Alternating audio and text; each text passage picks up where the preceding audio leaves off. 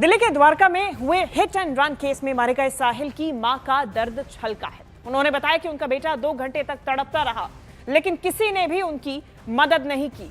News 18 India ने साहिल की मां इन्ना से बातचीत की, जिसमें उन्होंने बताया कि उनके बेटे का एक्सीडेंट सुबह करीब 11:30 बजे हुआ और 1:30 बजे तक उसे कोई भी अस्पताल लेकर नहीं गया था। इतना ही नहीं, साहिल की मां इन्ना ने मामले में नाबालिग को बेल मिल जाने पर भी सवाल खड़े किए और नाबालिग के पिता को सामने लाने की मांग की। ये पूरा मामला आपको बता दे, ये हिट एंड रन का मामला है जिसमें एक 23 वर्षीय युवक की जान चली गई। गाड़ी चला कौन रहा था? एक 17 साल का नाबालिग, जिसको पहले तो सजा भी नहीं, जेल हुई, लेकिन बेल इस बात पे मिल गई कि उसकी 10वीं की बोर्ड की परीक्षा है और बोर्ड की परीक्षा के नाम पर अब वो जेल से बाहर है। लेकिन साहिल की मौत हो चुकी है और उसकी मां का दर्द अब भी छलक रहा है। उसके चालान को लेकर आपको क्या जानकारी है, उस गाड़ी को लेकर, और क्या कहेंगे कि ये एक्शन इसमें और किसके खिलाफ होना चाहिए? क्या लड़के के पिता के खिलाफ भी एक्शन होना चाहिए? अगर वो ट्रांसपोर्टर है तो उसको ट्रैफिक रूल्स नहीं पता क्या?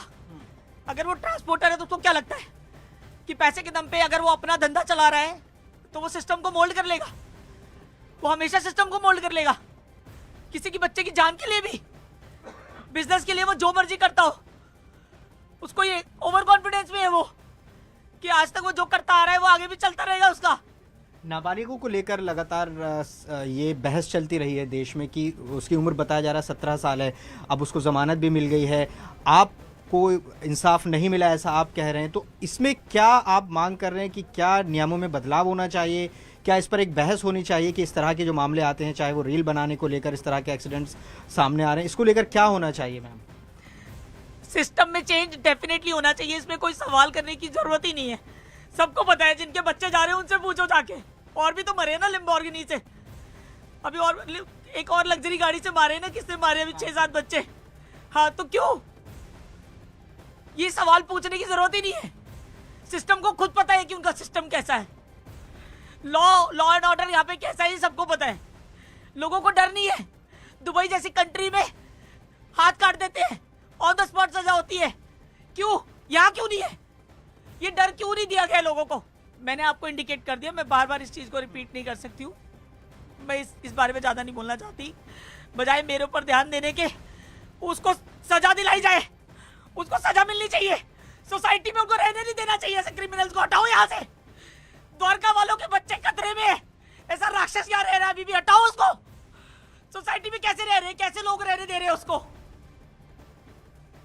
और साहिल की मौत के बाद कुछ सवाल उठ रहे हैं। सवाल इसीलिए क्योंकि साहिल की मौत जिस तरीके से हुई वो हिट एंड रन तो था, लेकिन सबसे बड़ा सवाल है कि मां का आरोप है कि साहिल को मेडिकल हेल्प नहीं मिली। तो क्या साहिल को बचाया जा सकता था? सबसे बड़ा सवाल यह है।